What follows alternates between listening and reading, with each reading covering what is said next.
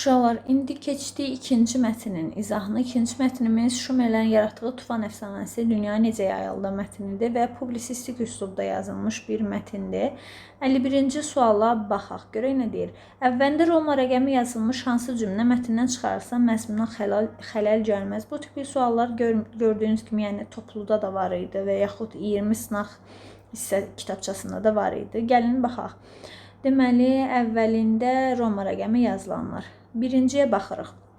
Deyir ki, bu zaman Tanrı Enki kral Ziusudraya böyük daşqın alacağı barədə məlumat verir. Bu xəbəri eşidən Ziusudra da böyük bir gəmi düzəltdirir. Tufan əfsanəsinə görə bir gün tanrılar insanları cəzalandırmaq istəyirlər. İndi siz bu fikri çıxartsaz, əlbəttə ki, cümlədə uyğunsuzluq olacaq. Ona görə çıxartdırmaq olmaz. Axı burada deyir bir gəmi düzəltdirir. Sonra məsələn burada yazır ki, oraya bütün canlılardan ibarət, canlılardan bir cüt toplayır. Söhbət nədən gedir? Haraya canlılardan ibarət nəsə toplayıb. Ona görə bizə öncədən gəmi düzəltməsini deməlidir. Bir olmaz, biri çıxardırıq. Daha sonra baxırıq. İkinciyə. Bütün dünyanı su basdıqdan sonra Ziusudra havaya bir göyərçin buraxır. Fərz edin bunu çıxartdınız. Yazır ki, həmin göyərçin qonmağa yer tapmır. Adamdan soruşarlar, söhbət hansı göyərçindən gedir? Deməli, siz öncədən göyərçinlə bağlı məlumat verməlidir. Ona görə ikini də çıxartmaq olmaz. C variantını atdıq. 3-ə baxırıq. Sonra bir qaranquş göndərir. Arxasıca yazır ki, o da geri qayıdır. Yenə deyərlər, nə geri qayıdır? Deməli, öncədən qaranquş haqqında məlumat deməlidir sizə.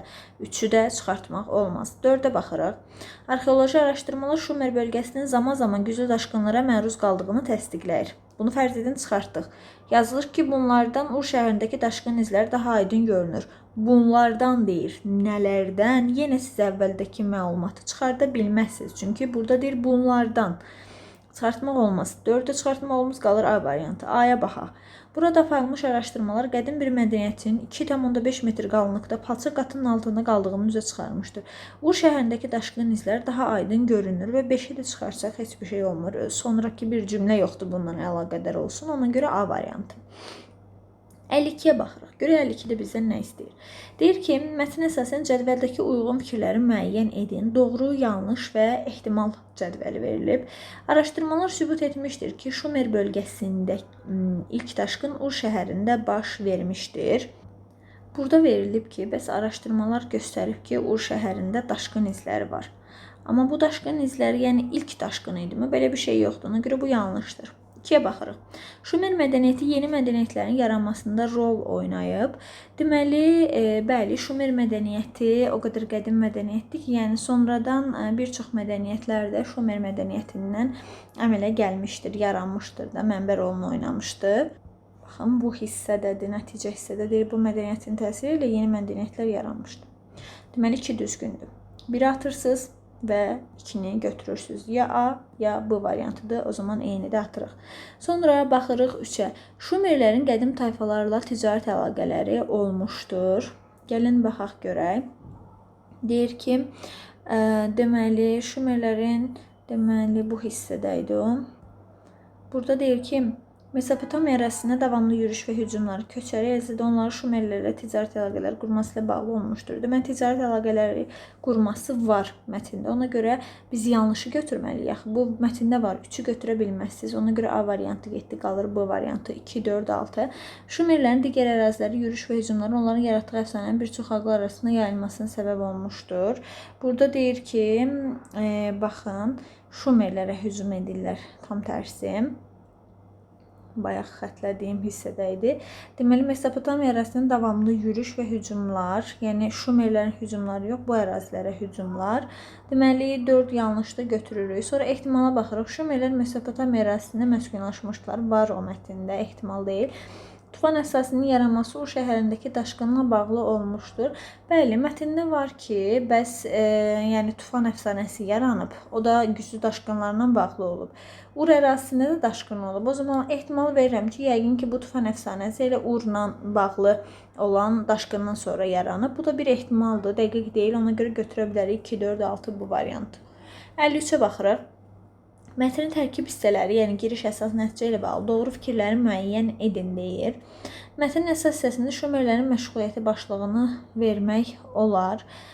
Burada axı o deməli Şumerlərin məşğuliyyətindən söhbət getmir. Sadəcə onların başına gələn hadisələrdən danışır. Davamlı, yəni məsələn daşqınlar olub, sonra bunlar təbiət hadisələri qarşısında aciz qalıblar, nələrsə baş verib. Ona görə Şumerlərin məşğuliyyəti yanlış bir başlıq olur. A variantı səhvdir. Tarixdə ilk dəfə dövlət quran, idarəetmə sistemi yaradanlardan biri də onlardır cümləsilə mətnin giriş hissəsini genişləndirmək olar. Gəlin baxaq. Şumerlər dünyanın qədim xalqlarından biridir. Onlar ən qədim yazının müəllifidirlər. Hətta ilk təkəri 60-lıq hesablama sistemində Şumerlər yaradıblar. Dünya xalqlarına məxsus bir çox əsərlər də qədim Şumer miflərindən qaynaqlanır. Tarixdə ilk dövlət quran, idarəetmə sistemi yaradanlardan biri də onlardır cümləsi. Yəni yazmaq olar bu variant. Sonra C-yə baxaq. Mətnin giriş və nəticə hissəsində bir-birinə zidd olan fikirlər verilib. Giriş hissədə yəni deyir ki, bəs mədəniyyətlərin inkişafında rol oynayıb. Nəticə hissədə də deyir ki, yəni bir çox mədəniyyətin inkişafına təsir edib. Yəni zidd deyil, axı bir-birini təsdiq edən fikirlərdir. C səhvdir. Nəticə hissədə məntiqi əlaqəni pozan cümlə yoxdur gördüyümüz kimi. D də səhvdir.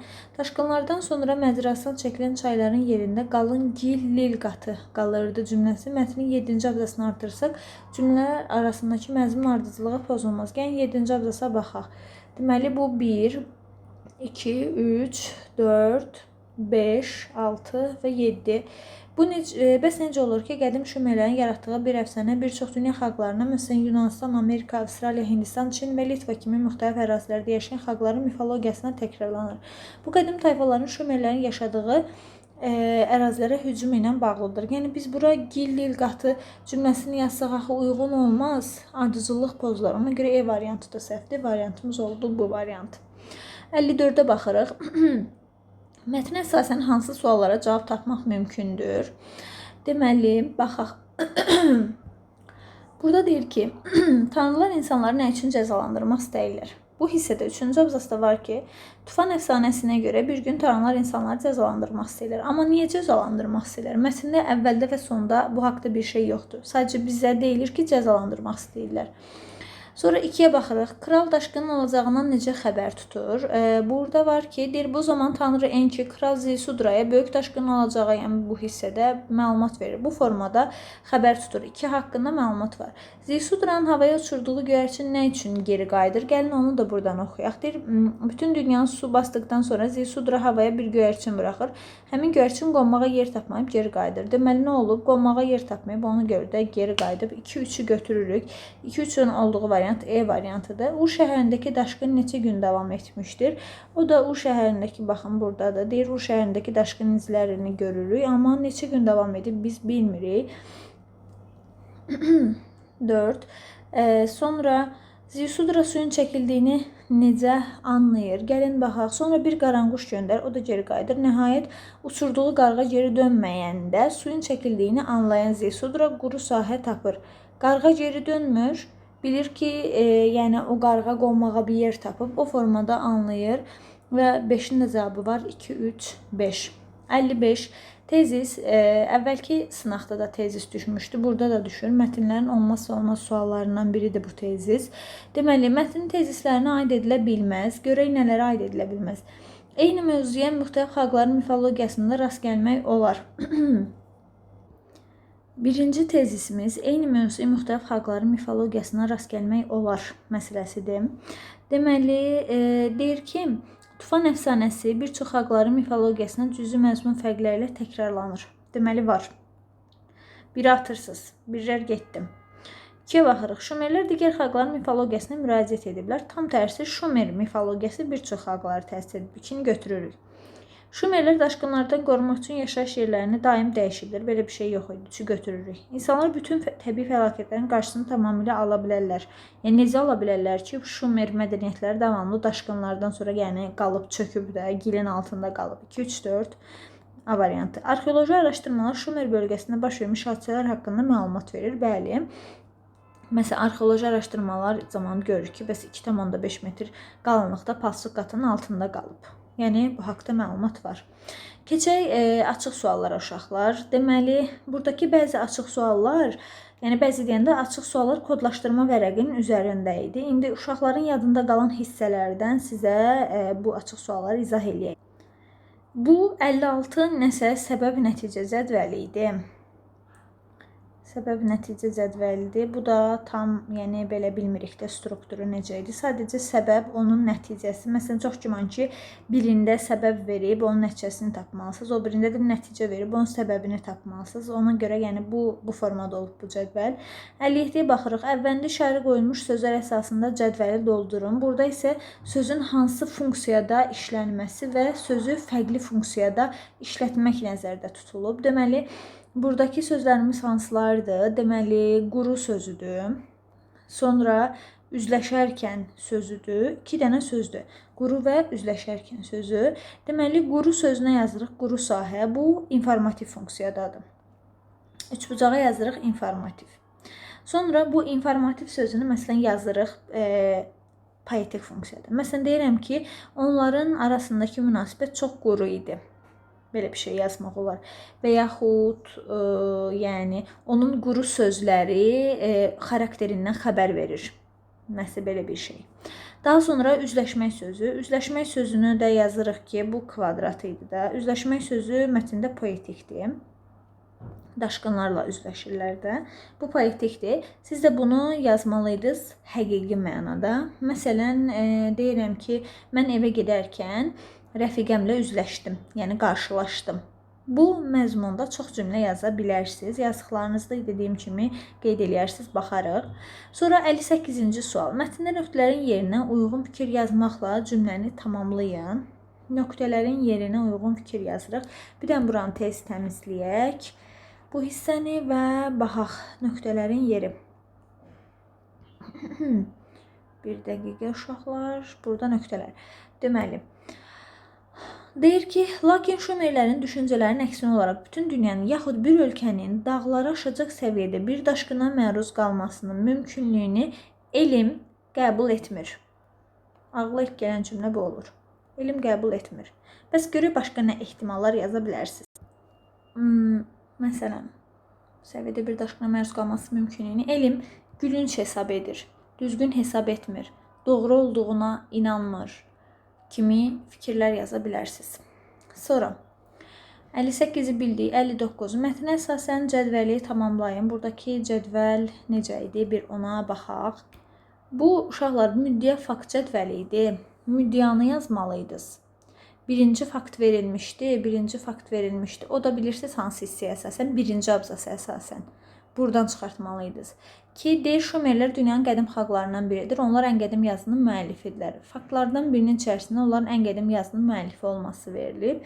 Və siz yəni bunu əsasən yaza bilərdiniz ki, məsələn, Şumerlər deməli bir çox ilklərin müəllifidir.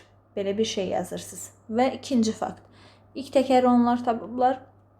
60-lıq hesablama sistemini onlar tapıblar. Bunu yaza bilərdiniz. Sonra 60-cı sual. Üzərində rəqəm yazılmış sözlərin konteksti əsasən mənasını müəyyən edin. Konteksti əsasən mənası nədir? Gəlin baxaq. Burada birinci sözümüz, deməli, qavramayan sözü var. Qat sözü var daha doğrusu. 2,5 metr qalınlıqda palçıq qatının, burada qat sözünü təbəqə sözü ilə əvəz eləyə bilərsiniz. Yəni, palçıq təbəqəsinin altında qalıb. Sonra qavramayan, anlamayan, başa düşməyən kimi yazmaq olar. Sonra üçüncü sözümüzdə deyir Mesopotamiya ərazisi davamlı yürüş və hücumları, köçəri, eləcə də onların Şumerlərlə ticarət əlaqələr qurması ilə bağlı olmuşdur. Davamlı sözündə yazmaq olar ki, məsələn,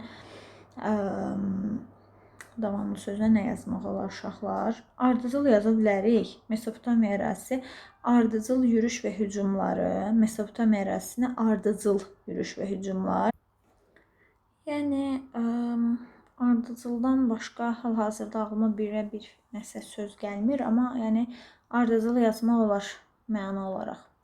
Ki, yəni, Mesopotamiya ərazisinə davamlı, yəni ardıcıl yürüş və hücumlar olub. Belə, yəni bu sözü yazmaq olar. Təbii ki, görək burada başqa nələr ola bilər. Yəni, baxarıq sizin yazdıqlarınıza da uşaqlar. Belə, mətnlərlə bağlı bu qədər.